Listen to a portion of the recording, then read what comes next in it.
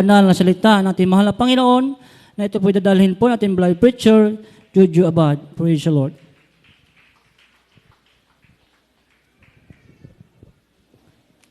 Praise the Lord. Everybody shout, praise the Lord. God bless you po sa ating beloved brother General, mahal. Pagpalain po ng ating mahal na Panginoon, mga kapatid po nating tapat na nagbibigay sa gawain ng Diyos. Ang biyaya ng Diyos ay sumagana po sa ating lahat. Ay po'y sama-samang manalangin, minamahal sa oras nito, langisan ng Diyos ang kanyang mga banal na salita. Pagpala naming Ama sa langit, Diyos na makapangyarihan sa lahat, sa matamis at mapagpala mong pangalan, mahal na Panginoon, kami nagpupuri, nagluluwalhati, sumasamba, nagpapasalamat, mahal na Panginoon, sa araw na ito.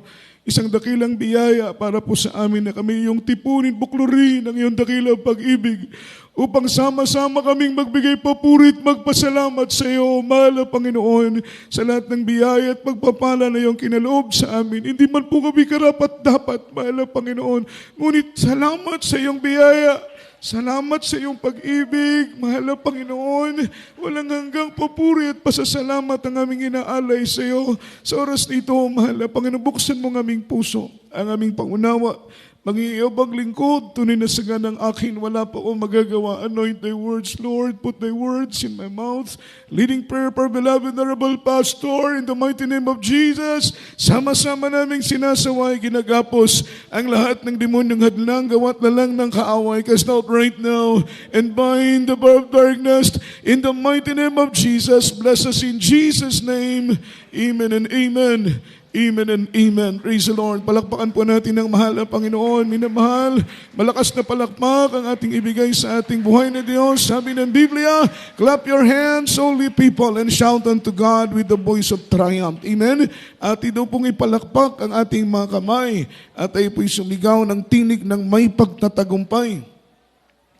Pagkat ang tagumpay ay ibinigay sa atin ng mahal na Panginoon. Amen? Kagaya ng awitin ng ating beloved finest choir, Jesus never fails. Amen?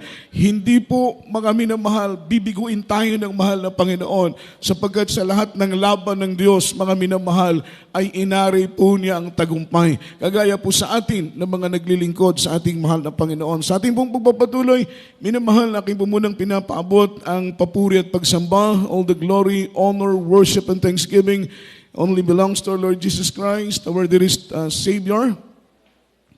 And I give double honor and respect to our dearly beloved honorable pastor, beloved evangelist, Will Distrad Almeda, the in-time prophet of our loving God, the man of God, and we always, mahal, beloved children, whole blessed Almeda family, and we always cherish the blessed teaching, golden teachings of our dearly beloved assistant pastor, mahal, at pleasant afternoon po sa aking mga beloved co-preachers, beloved co-workers, at sampu sa mga katuwang sa banal na ubasan ng ating mahal na Panginoon, ating pong mga mag-aawit, to all our beloved musician, sa lahat po ng ating mga webcast viewers po, mga minamahal. At bago ko po makalimutan, happy and blessed 23rd Victorious Talipaw Peace Mission po, mga minamahal. Sa araw na ito, isang dakilang tagumpay ang ibinigay sa atin ng ating mahal na Panginoon mula nang umakyat ang ating mahal na pastor hanggang sila po ay nakababa, mga minamahal, tunay na ipinakita ng mahal na Panginoon ng mga taong nagtitiwala sa Kanya, kailanman ay hindi pababayaan ng ating mahal na Panginoon. Palakpakan po natin ang ating buhay ni Diyos, sa lahat po ng ating mga webcast viewers, mga minamahal, mga OFWs nating mga kapatiran in abroad, sa lahat ng naabot ng programang ito, mga minamahal, orador ng gawain ito, mga minamahal, ang Diyos po ang magpala sa inyo pong lahat. At tayo na po, minamahal, ay dumako na po sa sunod na bahagi ng ating banal na gawain sapagkat ang ating oras ay 20 minutes na lang, alas 3 na. Amen. Siguro aabutin tayo ng alas 6 ngayon. Everybody shout, praise the Lord. Everybody say amen. Sabi ng iba, wag naman Brad, mahapunan na kaming umuwi. Hindi po, mga minamahal. Pag sumikapan po nating mapaaga yung ating mga minamahal pagtatapos. Ating pong handa ang ating pong mga ballpen, ating pong mga papel, ang ating pong mga Biblia, lalo tigit sa lahat minamahal, ihanda po natin ang ating mga sarili sa pagiling ng salita ng ating mahal na Panginoon. And let's talk about the topic, confessing the Lord before men. Confessing the Lord before man. Yung ipakilala natin ang ating mahal na Panginoon sa lahat ng tao. Alam po ninyo mga minamahal, one of our individual mission is confessing the Lord before men. Ito po ay ating individual na mission. Mission ko, mission mo, mission nating lahat mga minamahal, ang ipakilala, ipaalam, ipabatid, ipangaral, amen, ibahagi ang ating mahal na Panginoon, mga minamahal ko sa lahat ng dako. Palakpakan natin ang mahal na Panginoon. Kagaya ni Apostol Pablo, si Apostol Pablo, he was apostles to the Gentiles. Amen? Siya po ay apostoles para sa mga hintel. Nangangaral po siya sa mga minamahal hintel. At ang sabi ng Biblia, one time, habang si Apostol Pablo ay nangangaral, napunta po siya sa isang lugar ng Athena, mga minamahal, ang lugar ng Athena. Ang mga tao doon, mga minamahal ko, ay busy sa pagtuklas ng maraming mga bagay. Abala sila sa pagtuklas ng maraming bagay. Kaya't nung pumasok, mga minamahal, si Apostol Pablo, mga minamahal ko sa Ganghaan, mga minamahal sa syudad ng Athena, nakita po niya na marami silang mga graven image, mga estatwa na nakatayo left and right, mga minamahal, ng kanila pong daanan. Ngunit nung siya po ay nasa dulo na, meron po siyang napansin doon na isa pong mga minamahal lugar na wala pong mga minamahal graven image na nakatayo, wala pong estatwa. Pero yung kanyang mga dinaanan, may mga estatwa po na nakatayo. Pero yung nabubukod tangi, yung lalagyan na yon, walang nakalagay na estatwa. Ngunit may nakasulat na pangalan, mga minamahal. Yung po yung nakasulat doon, mga minamahal, to the God that we don't know, sa Diyos na hindi namin kilala. Amen? Yun po yung nakasulat doon, Diyos na hindi namin kilala. At sabi ni Apostol Pablo, itong Diyos na ito na hindi ninyo kilala, ito ang Diyos na ipapakilala ko sa inyo. Walang iba kundi ito si Kristo na namatay at nabayubay sa krus ng Kalbaryo, mga minamahal, pagkatapos ng 3 araw ay muling nabuhay, sapagkat ang Diyos na ito ay hindi Diyos ng mga patay, kundi siya Diyos ng mga buhay. Palakpakan po natin ang mahal na Panginoon. Our individual duties, our individual mission is confessing the Lord before men. Huwag nating ikahiya. Amen. Ang ipangaral ang salita ng mahal na Panginoon. Huwag nating ikahiya na ibahagi ang kabutihan ng Diyos na ginawa niya sa ating mga buhay. Libre natin itong tinanggap, mga minamahal. Walang bayad na pinagpala ka ng Diyos. Walang bayad na binago ng Diyos ang buhay mo. Walang bayad na pinagaling ng Panginoon ang karamdaman mo. Ang kapayapaan, ang kagalakan, mga minamahal, na naghahari sa puso mo at sa isip mo, yan ay libre at walang bayad. Kaya't nararapat na ibahagi natin ang salita, ang kabutihan ng Panginoon na ito'y tinanggap natin ng libre, ibabahagi din naman natin ito ng libre sa ating minamahal na mga kababayan. Palakpakan po natin ang mahal na Panginoon. Unang talata, basahin po natin from the book of Matthew, chapter 10, verse 32 up to verse 33. Kindly sa ating mga beloved Bible reader. Amen. From the book of Matthew, chapter 10, verse 32 to verse 33. Whosoever therefore shall confess me before men, him will I confess also before my Father, which is in heaven. But whosoever shall deny me before men, him will I also deny before my Father, which is in heaven. Aklat ng Mateo, Kabanata 10, talata po ay 32 hanggang 33. Kaya't ang bawat kumikilala sa akin sa harap ng mga tao, ay kikilalin ko naman siya sa harap ng aking Ama na nasa langit. Datapwat sino mang sa akin magkaila sa harap ng mga tao, ay ikakaila ko naman siya sa harap ng aking Ama na nasa langit. Palakpakan po natin ang salita ng ating mahal na Panginoon. Everybody shout, praise the Lord. Ang Diyos mo ang magpaunawa sa atin ng kanyang mga banal na salita. Sabi ng verse 32 from the book of Matthew, chapter 10, sabi ng Biblia, whosoever therefore shall confess me before men, him will I confess also before my Father which is in heaven. So 33, but whosoever shall deny me before men, him will also deny before my Father which is in heaven. Kaya't ang bawat kumikilala sa akin sa harap ng tao ay kikilalanin ko naman siya sa harap ng aking Ama na nasa langit. Datapat ang sino man sa aking magkaila sa harap ng mga tao ay ikakaila ko din naman siya sa harapan ng aking Ama na naandoon sa langit. Palakpakan natin ang salita ng ating mahal na Panginoon. Means to say, napakahalaga na ibahagi natin ang salita ng ating mahal na Panginoon. Lalong-lalo na we are facing on the last days. Tayo po'y nasa huling mga araw na, mga minamahal.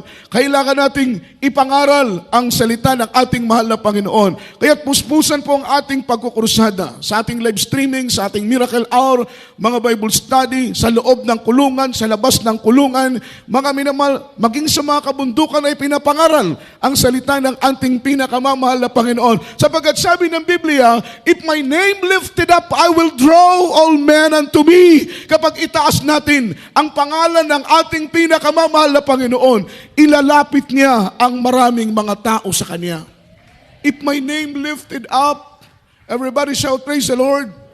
If my name lifted up, I will draw all men unto me. Kapag itaas natin ang pangalan ng mahal na Panginoon sa magitan ng mga kursada, sa magitan ng mga Bible study, sa magitan mga minamahal ng mga paghahayo, sa magitan ng personal, mga minamahal nating pakikipag-usap sa ating mga kaibigan, sa ating ka-office mate, sa ating mga ka-schoolmate, sa ating kapwa, mga minamahal, o sa mga taong ating nakakasalamuha araw-araw, sabi ng banal na Biblia, we need to confess the Lord before men. Sabihin natin sa maraming mga tao kung gaano kabuti ang Diyos na ating nakilala.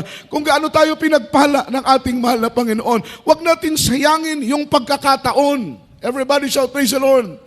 Dahil minsan, binibigyan tayo ng Panginoon ng pagkakataon para makapag-share, makapangaral ng salita ng mahal na Panginoon. Pero sometimes, sinasayang natin yung pagkakataon na ibinibigay sa atin ng ating pinakamamahal na Panginoon. At ang sabi ng banal na Biblia, mga minamahal, ang bawat kumikilala sa akin sa harap ng mga tao ay kikilalanin ko rin naman yung tipong hindi mo ikinahihiya yung pagiging born again.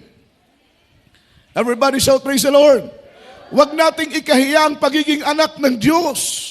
Huwag nating ikahiya ang pagiging born again. Bakit? Ang born again lang ang makakapasok sa langit. Sabi ng Biblia, except a man be born again, he cannot enter into the kingdom of heaven. Kapag ang tao ay hindi magpakataong muli, ang ibig sabihin, talikuran ang lahat ng iyong maruruming mga lakad at ikaw ay mabuhay katulad ng bagong nilalang sa harapan ng ating mahal na Panginoon. Hindi ka makakapasok ng langit. Ang born again lang ang makakapasok sa langit. Palakpakan po natin ang ating pinakamamahal na Panginoon. Huwag mong ikahiya ang pagiging born again. Huwag mong ikahiya ang pagiging anak ng Diyos. Huwag mong ikahiya ang pagiging mananampalataya. Sapagkat sabi ng Biblia, kapag ikahiya mo na ikaw ay anak ng Diyos, kapag ikahiya mo na ikaw ay born again, kapag ikahiya mo na ikaw ay mananampalataya sa gawain ng Jesus Miracle Crusade International Ministry sa harapan ng Ama, ikakahiya ka rin niya. Ipagkakaila ka rin niya. Everybody shall praise the Lord. Sa verse 33, datapwat sino mang sa aking magkaila sa harapan ng tao ay ikakaila ko din naman siya sa harapan ng aking Ama. Sasabihin ng Panginoon, hindi ko yan siya kilala. Amen? Kaya nga sabi ng Biblia, marami ang tumatawag sa kanyang Panginoon, Panginoon. Amen? Ngundi hindi lahat, mga minamahal ko, ay makakapasok ng langit sapagkat sila hindi kilala ng ating mahal na Panginoon. Sasabihin ng mahal na Panginoon, umalis ka sa aking harapan, kayong mga taong lapastangan. Sapagkat kapag hindi mo kinikilala ang mahal na Panginoon, hindi mo ibinibahagi ang salita ng Diyos sa iyong kaibigan, hindi mo ibinabahagi ang salita ng Panginoon sa iyong mga kakilala, hindi mo ibinabahagi ang salita ng Panginoon sa iyong mga ka-office mate, sa mga taong nakakasalamuha mo araw-araw, mga minamahal, sabi ng Biblia, magiging sagutin natin ang kanilang mga kaluluwa. Sisingilin ng Panginoon sa ating mga kamay ang kanilang mga dugo kapag hindi natin ipangaral ang Ebanghelyo, ang salita ng ating pinakamamahal na Panginoon. Kapag yan ay mamatay, amen, at hindi natin napangaralan ng salita ng ating mahal na Panginoon, magiging sagutin natin ang kanilang mga kaluluwa. Kaya nga ang turo at aral ng mahal na pastor ay magkrusada tayo ng magkrusada, sapagkat ang mga taong mabigyan natin ng leaflets, makarinig ng mga sounding, makabasa, mga minamahal ko, ng ating mga streamers, wala na po tayong sagutin, minamahal ko, sa kanila. Bakit? Mga minamahal, ipinangaral natin. Tayo po yung bigay na ng mga imbitasyon upang sila'y dumalo sa gawain ng ating mahal na Panginoon at makilala nila ang Diyos na ating nakilala, na siyang nagbago ng ating buhay, nagpagaling ng ating mga karamdaman at naglutas ng ating mga problema. Malakas na palakpak para sa ating mahal na Panginoon. We need to confess the Lord before men. Huwag mong ikahiya, huwag mong ikatakot ang ipangaral ang salita ng mahal na Panginoon, lalong-lalo na sa mga taong malalapit sa iyo, sa mga loved ones mo, mga minamahal. Ang langit ay hindi lamang po para sa atin. Ang langit ay para sa lahat, mga minamahal. Huwag tayong maging makasarili. Everybody shout, praise the Lord. Huwag nating sarilihin ang kaligtasan na ibinigay sa atin ng mahal na Panginoon. Ibahagi natin ito sa mga dukha. Ibahagi natin ito sa mga taong wala ng pag-asa, mga batbat na mga problema at iba't ibang mga suliranin. Baka sakaling sila po'y bigyan ng Panginoon ng pagkakataon na makilala nila ang ating mahal na Panginoon na siyang ating pinaglilingkuran. Palakpakan po natin ang ating buhay na Diyos. What is the reason why we need confessing the Lord before men? Bakit po natin kailangang ipangaral ang salita ng ating mahal na Panginoon? Kagaya ng sinabi ko kanina, unang-una upang hindi natin maging sagutin ang kanilang mga kaluluwa, upang hindi singilin sa ating mga kamay ang kanilang mga dugo, sapagkat sabi ng Biblia, mga minamahal, go to the word and preach the gospel. Those who believe and baptized shall be saved. Those who believe it not shall be damned. Humayo kayo. Mga minamahal, ito'y direktang utos ng mahal na Panginoon. Each in every one of us, individual na utos ng mahal na Panginoon, na tayo po'y humayo at sa ating paghayo, mga minamahal, dala natin ang mabuting balita. Dala natin ang ebanghelyo ng kaligtasan. At ito'y ipapangaral natin sa maraming dako. Ang sinumang manampalataya, amen, mabautismuhan sa tubig sa pangalan ng Jesus, sila'y maliligtas. Ngunit ang sino mang tatanggi, sa sino mang i-reject nilang salita ng mahal na Panginoon, sila'y hahatulan ng salot ng ating mahal na Panginoon. Sabi ng Bible, mga minamahal, you have not chosen me, but I have chosen you. Sabi ng Panginoon, hindi kayo ang pumili sa akin. Everybody shout, praise the Lord.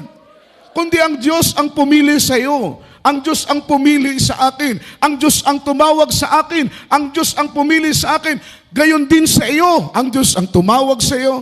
Ang Diyos ang pumili sa iyo. Ngunit ang sabi ng mahal na Panginoon, and ordain you, amen, not only to choose you, but He ordained you to go and bring forth fruit. Sabi ng Biblia, fruit that remain. Inutusan tayo ng mahal na Panginoon. Ang sabi ng Panginoon, hindi kayo ang pumili sa akin, kundi ako ang pumili sa inyo. Palakpakan natin ang ating buhay ni Diyos.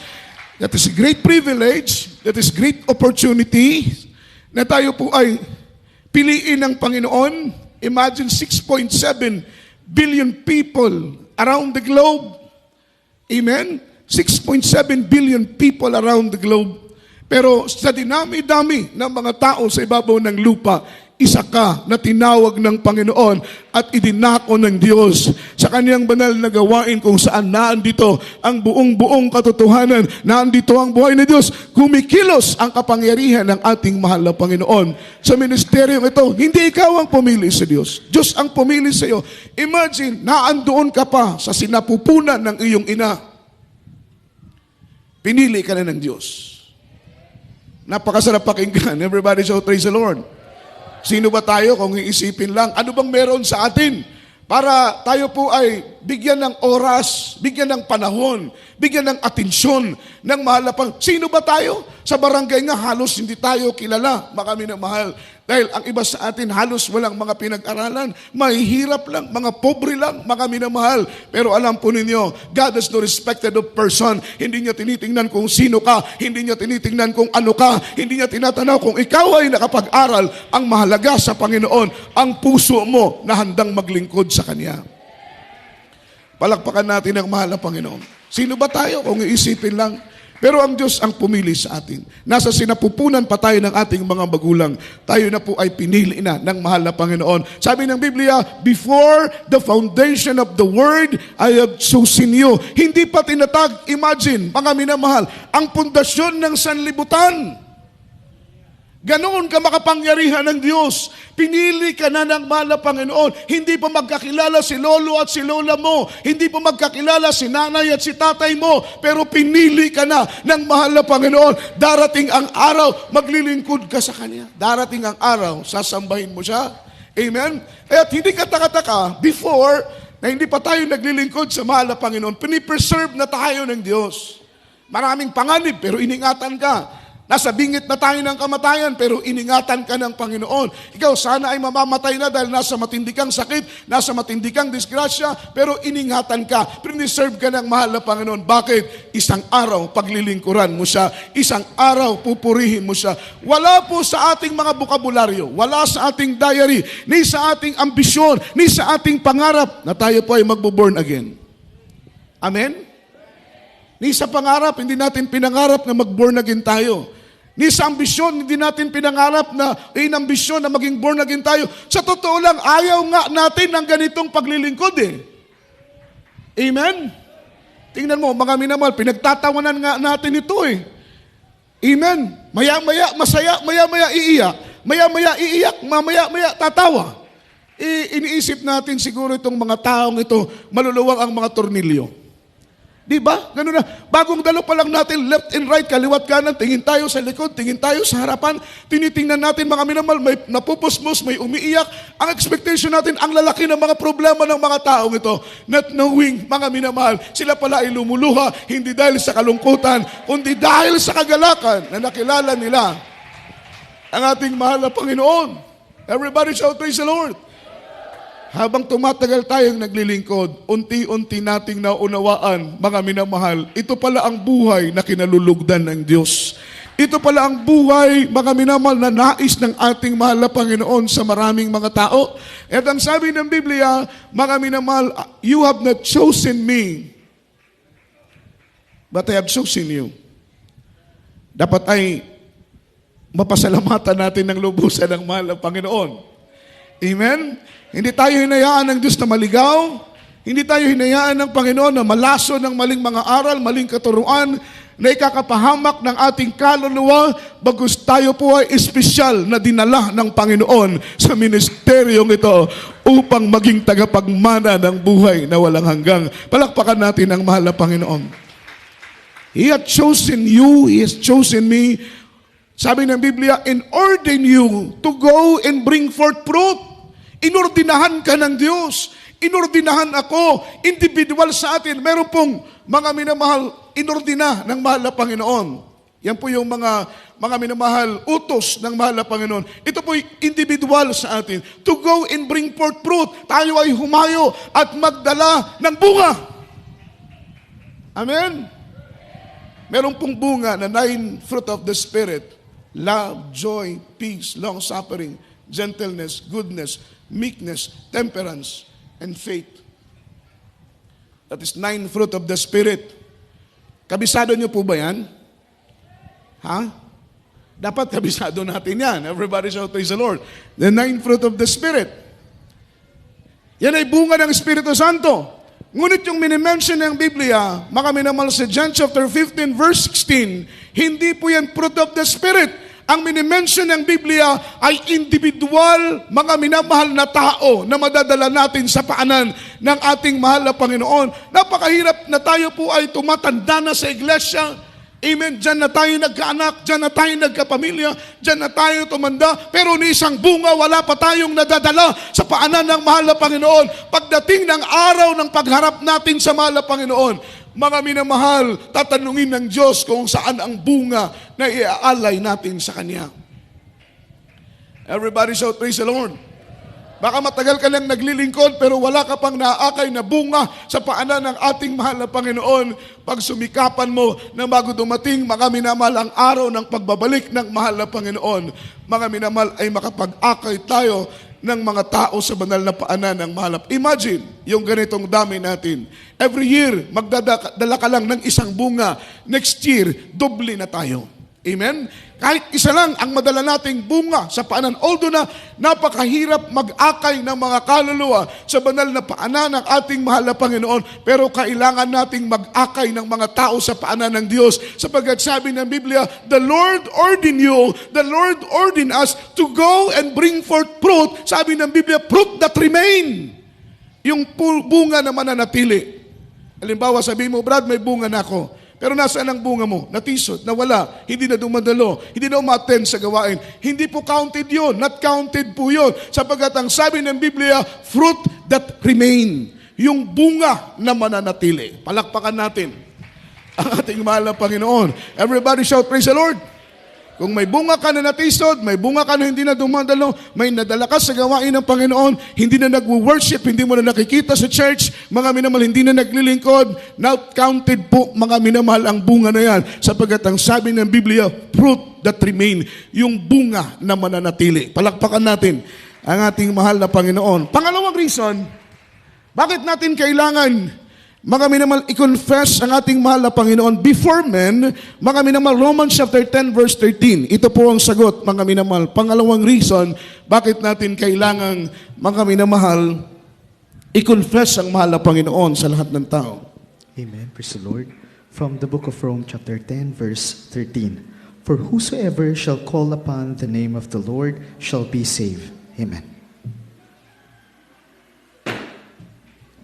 Aklat ng Romans, Kabanata 10, talata po ay 13. Sapagkat ang lahat na nagsisitawag sa pangalan ng Panginoon ay mga liligtas. Amen. Amen. Palakpakan natin ang mahal na Panginoon. For whosoever shall call upon the name of the Lord shall be saved. Amen. Ito po yung isang reason bakit natin kailangang ipakilala ang mahal na Panginoon. Dahil kapag makilala nila ang Diyos na ating pinaglilingkuran, tatawag sila sa mahal na Panginoon. Amen? Ang sabi ng Biblia, teaching them to call upon the name of the Lord. Ang ating tungkulin, mga minamahal, ay sabihin sa kanila ang kabutihan ng mahal na Panginoon at turuan sila, hikayatin silang tumawag sa Diyos sapagkat sabi ng Biblia, whosoever call the name of the Lord shall be saved. Ang sino mang tatawag sa pangalan ng mahal na Panginoon, sila'y maliligtas. Palakpakan po natin ang ating buhay na Diyos. Dati-dati hindi tayo marunong tumawag sa mahal na Panginoon. Kaya tayo po palagi nasa bingit ng panganib, kapahamakan, disgrasya, sakuna, minamahal. Amen? Ngunit nang makilala natin ng Diyos, ilalim ng ministeryong ito, natuto tayong tumawag sa ating mahal na Panginoon. At ang sabi ng Biblia, whosoever call the name of the Lord shall be saved. Palakpakan po natin ang Panginoon. Tumatawag tayong may malinis na puso. Tumatawag tayong matuwid sa paningin ng ating mahal na Panginoon. Kaya't sa ating pagtawag sa Kanya, tayo po'y nagigipit, nasa gitna tayo ng panganib at kapahamakan. Nakikita natin ang pagliligtas, ang proteksyon ng ating mahal na Panginoon. Everybody shout, praise the Lord. Everybody say amen. Naalala ko nung bagyo ng Yolanda, meron tayong kapatiran na ang kanilang bahay ay mababa lang. Amen? Yung katabi niyang bahay ay may second floor. Nung nagkaroon na po ng bagyo, tumaas ang tubig, ang ginawa po ng kanyang pamilya ay umakyat sa Kesame, mga minamahal. Amen? Yung isang brother natin, umakyat sa Kesame. Amen? At alam po ninyo, doon po siya nagtago. At nagulat siya, pagkatapos ng bagyo, humupa ang tubig, yung tubig, mga minamahal, lampas sa kanyang bubong. Yung bakat, mga minamahal, patunay na yung tubig lampas sa kanyang bubong, nakabakat, mga minamahal, doon sa second floor, yung mga minamahal, bakat ng tubig. Kaya't na-confirm niya, mga minamahal, na ang tubig ay mas mataas pa sa kanyang bubong. Ngunit takang-taka siya, doon sa loob ng Kesame, walang tubig, mga minamahal, na pumasok. Everybody shout, praise the Lord. Everybody say amen. Whosoever call the name of the Lord shall be saved. Iningatan siya. Liligtas siya ng mahal na Panginoon. May kapatiran tayo, mga minamahal, nakasagsagan ng bagyo. Siya po'y baguhan pa lang ng miyembro sa ating banal na gawain. Bunga ng mga minamahal, nagdaang mga krusada. At alam po ninyo, mga minamahal, may nangungusap sa kanya habang ang lakas-lakas ng hangin, mga minamahal, dahil yung bagyo ng Yolanda, yung tubig na tatama sa iyo galing sa ulan ay talagang napakasakit. Hindi ka pwedeng maglalakad, gagapang ka, mga minamahal, sa sobrang lakas ng hangin. Just imagine yung lakas ng bagyo ng Yolanda, yung tower, mga minamahal ko, ng TM, yung tower ba ng TM, yan po yung nakabolt sa baba. Hindi niya nabunot yung bolt, ngunit yung buong tower, mga minamahal, ay parang linukot na papel na pabilog. Nung dinaanan namin, mga minamahal, yung tower, parang linukot na papel na pabilog. Ang sabi ko, talagang ubod ng lakas ang bagyong ito, mga minamahal, na dumaan sa amin. Amen. Yung kapatiran natin, kasagsagan ng bagyo, mga minamahal, hinampas ng bagyo yung kanilang bahay, nangungusap ang mahal na Panginoon sa kanya, na lumabas ka sapagkat ang bahay na ito ay masisira, ang bahay na ito ay mawawasak, yan po ay gawa lang sa mga light materials. Narinig niya yung boses, lumabas siya, mga minamahal. Paglabas niya, wala po siyang makita sa labas. Zero visibility po, mga minamahal. Sa grabing usok, sa grabing ulan, sa grabing hangin, wala siyang makita sa labas. Mga minamahal, paglabas po niya ng bahay, tumakbo po siya palabas. May inakap po siyang puno, mga minamahal. Amen? Yung inakap niyang puno, mga minamahal, puno ng papaya. Nung lumiwanag na maraming nyug ang tumba, mga minamahal, sa kanyang harapan, mga puno, tumba, mga minamahal, nung makita po niya, ang kanya kapyakap ay puno lang ng papaya. Siya po'y nagulat, mga minamahal, sabi niya, hala, papaya lang pala yung aking inayakap. Dahil ang akala niya yung nyug, mga minamahal, akala niya yung matibay. What is puno ng papaya, di ba? What is puno ng papaya? Napakarupok, napakadaling matumba. Ngunit nung bagyo na yon, mga minamahal, yung papaya na kanyang inayakap ay iningatan, pinatibay ng ating mahal na Panginoon upang hindi siya mapahamak. Yung mga nyug ay natumba. Ngunit ang papaya na kanyang yakap-yakap ay hindi po pinahintulutan ng Panginoon na matumba. Yun po ang sabi ng Biblia, whosoever call the name of the Lord shall be saved. Kapag tayo po'y nasa panganib, tayo po'y nasa kapahamakan, tayo po'y nasa disgrasya, tawagin lang natin ang pangalan ng Panginoon. Amen? Imagine kung walang nagsabi sa atin ng good tidings, walang nagbalita sa atin kung sino si Kristo, walang nagpaunawa sa atin kung gaano kabuti ang Panginoon, kahit tawag tayo ng tawag sa Diyos, walang Diyos na makikinig sa atin. Sapagkat sabi ng Biblia, we know that God heareth not as sinners, but if as sinners be a worshiper of God, Him He heareth.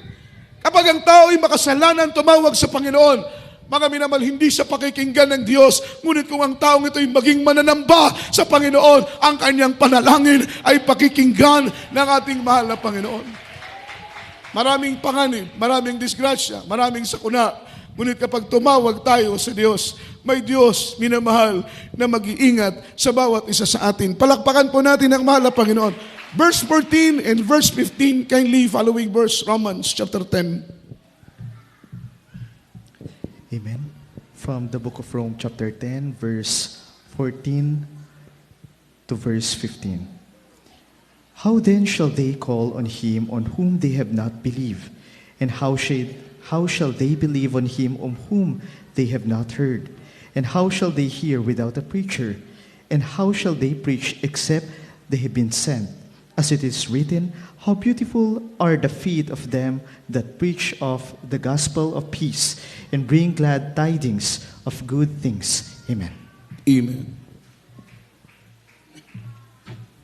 Aklat ng mga taga-Roma, Kabanatay 10, mga talatay 14 hanggang 15. Paano nga silang magsisitawag doon sa hindi nila sinampalantayanan? At paano silang magsisampalataya sa Kanya na hindi nila napakinggan? At paano silang makikinig na walang tagapangaral? At paano silang magsipangaral kung hindi sila mga sinugo? Kaya nga nasusulat, anumang pagkaganda ng mga paa na yung mga magdadala ng masasayang balita ng mga bagay na mabuti. Amen. Amen. Palakpakan po natin ang mahal na Panginoon. Mayroong 4 na tanong. Everybody shout, praise the Lord. Ang sabi ng Biblia sa verse 14, papaano nga silang magsisitawag sapagkat sa unang talata, sapagkat ang lahat ng magsisitawag sa Panginoon ay maliligtas. In verse 14, papaano nga sila magsisitawag doon sa hindi nila sinasampalatayanan at papaano silang magsisisampalataya sa Kanya kung hindi nila napakinggan at papaano nilang mapapakinggan kung walang mangangaral. Amen? So ang conclusion dito, sagutin mo kapatid, sagutin ko, sagutin nating lahat. Kung hindi natin ipapangaral ang salita ng Panginoon, paano sila tatawag kung hindi nila pinapanampalatayanan? Paano sila mananampalataya, mga minamahal, kung hindi nila marinig? Paano nila makikinggan o maririnig ang Ebanghelyo kung walang mangangaral? Paanong mangangaral kung walang mga sinugo? Sino ang sinugo? Sino ang may hawak ng buong-buong katotohanan? Walang iba kundi tayo ng mga taga Jesus Miracle Crusade International Ministry. Oo, maraming sekta, maraming denominasyon, maraming pastor, maraming iba't ibang miyembro na nangangaral ng salita ng Panginoon. Ngunit ang kanilang pangangaral ay wala sa buong-buong katotohanan. Ang mga kaluluwa ng mga taong ito na malalason ng maling mga turo at maling mga aral, mapapahamak ang kanilang kaluluwa. Ngunit tayo, na hawak-hawak natin ang totoong Ebanghelyo, nasa atin ang totoong gawain ng mahal na Panginoon. Tayo ang hayo, tayo ang mangangaral. Isisigaw natin sa maraming dako kung sino si Kristo na ating nakilala. Palakpakan po natin ang mahal na Panginoon. Isisigaw natin sa maraming dako na ang Diyos nating nakilala, ang totoong Diyos na tagapagligtas, Diyos na may kapangyarihang baguhin ang buhay natin. Paano sila mananampalataya, minamahal, kung hindi nila marinig? Paano nila maririnig kung walang mangangaral? Paanong mangangaral kung walang mga isinugo? Sino ang sinugo ng Diyos? Hindi lang ang mahal na pastor, hindi lang ang mga preacher, hindi lang ang mga manggagawa. Ikaw at ako, tungkulin nating ipangaral ang dakilang Ebanghelyo ng Diyos. Maniwala sila sa hindi, tanggapin nila o hindi ang Ebanghelyo nating ipinapangaral. Wala na tayong magagawa doon. Hindi tayo ang nagliligtas. Hindi tayo ang umihipo. Hindi tayong pumipihit ng puso at isip ng tao. Ang ating mahal na Panginoon, kagaya mo, kung ang Diyos ay hindi naghimala na pinihit ang puso at isip mo, hindi ka tatanggap, hindi ka maglilingkod, kaya't pinagpala ka sa lahat ng pinagpala. Lahat tayo'y pinagpala sa lahat ng pinagpala. Bakit? Ang Diyos mismo ang nagbukas ng isip natin. Ang Diyos mismo ang nagbukas ng puso natin. Kaya't lubos nating naunawaan kung gaano kahalaga ang paglilingkod sa ating pinakamamahal na Panginoon. Amen. Kaya't huwag tayong magkibit balikat. Huwag tayong maging sitting pretty lang, mga minamahal. Isipin natin ang kaligtasan ng iba. Paano ang kaligtasan ng nanay mo? Paano ang kaligtasan ng tatay mo? Paano ang kaligtasan ng mga kapatid mo? Ng mga kamag-anak mo? Ng mga mahal mo sa buhay? Ng mga taong nasa iyong paligid? Sa mga taong araw-araw mong nakakasalamuha? Paano ang kanilang kaligtasan kung hindi nila maririnig ang Ebanghelyo at salita ng Panginoon? Hindi sila magkaroon ng pananampalataya, at kapag wala silang pananampalataya, hindi sila tatawag sa Diyos. At kapag hindi sila tumawag sa Diyos, hindi sila maliligtas. Amen? Sapagkat sabi ng Biblia, whosoever call the name of the Lord shall be saved. Talat ng mga minamahal from the book of Matthew, chapter 9, verse 13. Amen, praise the Lord. From the book of Matthew, chapter 9, verse 13. But go ye and learn what that meaneth, and I will have mercy, and not sacrifice, for I am not come to call the righteous, but sinners to repentance. Amen. Aklat ng Mateo, Kabanata 9, talata po ay 13. Datapwat magsihayo kayo at inyong pag-aralan kung ano ang kahulugan nito. Habag ang ibig ko at hindi hain, sapagkat hindi ako naparito upang tumawag ng mga matuwid, kundi ng mga makasalanan. Palakpakan natin ang mahal na Panginoon. Sabi ng mahal na Panginoon, I need mercy, not sacrifice. Amen? Ang kailangan niya ay habag, hindi ang sakripisyo. Hindi naman sinabi ng Panginoon na hindi mahalaga ang sakripisyo. Pero kung sakripisyo naman tayo ng sakripisyo, ngunit wala naman tayong habag sa kaligtasan ng iba. Hindi natin mapalugdan at maluwalhati ang mahal na Panginoon. Ngayong linggo, dumalo kayo. May mga dadaanan kayong tao at mga kaibigan, mga minamahal kapitbahay. Nasabi ba ninyo sa kanila, mga minamahal, na tayo magsimba ngayong linggo? Na-remind ba ninyo sila na kailangan ang tao maglingkod upang hindi mapahamak ang kanilang kaluluwa? Yung bawat pagkakataon ay binibigay sa atin ng Panginoon ay wag na wag nating sasayangin. Palakpakan po natin ang mahal na Panginoon. Ang sabi rito, mga minamahal, ang Diyos ay natutuwa, mga minamahal. Ang sabi ng verse 15 ng Romans 10:15, balik po tayo. How beautiful are the feet of them that preach the gospel. Gaano kaganda yung mga paa ng mga taong, mga minamahal, naghahayag ng banal na salita ng mahal na Panginoon. Kinalulugdan. Naalala ko, isang kapatiran natin, mga minamahal, beloved brother Bert Inceso, sa dako ng Maynila.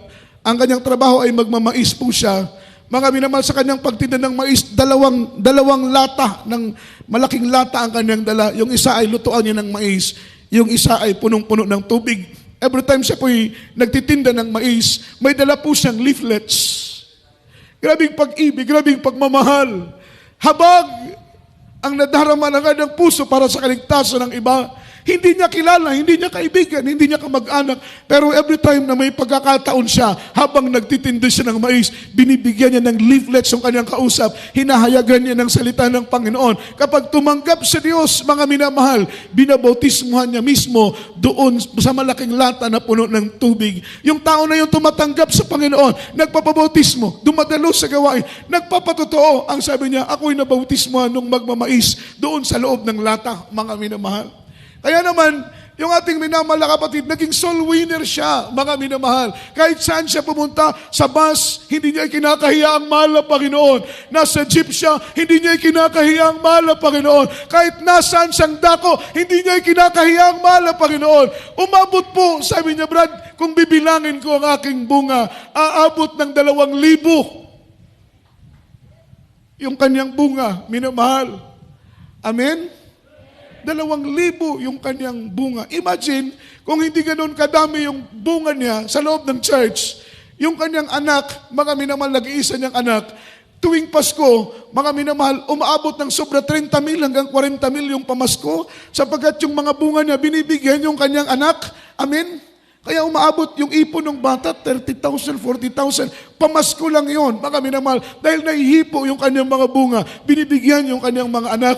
Nung siya po ay namatay po siya, minamahal, sa kanyang lamay, ang daming biscuits, nakalata ng mga biscuits, abot hanggang Kesame. Sabi nga nung isang kapatiran, parang tindahan naman ito ng biscuits yung lamay mo, Brad. Amen? Yung lamay ng sweetheart mo, beloved sister, parang tindahan ng biscuits. Dahil bawat bunga na pupunta doon, mga minamahal, na akay na sa gawain, may dalang biscuits. Kaya yung kanyang mga minamahal punerarya, kwarto doon sa punerarya, punong-puno ng biscuits.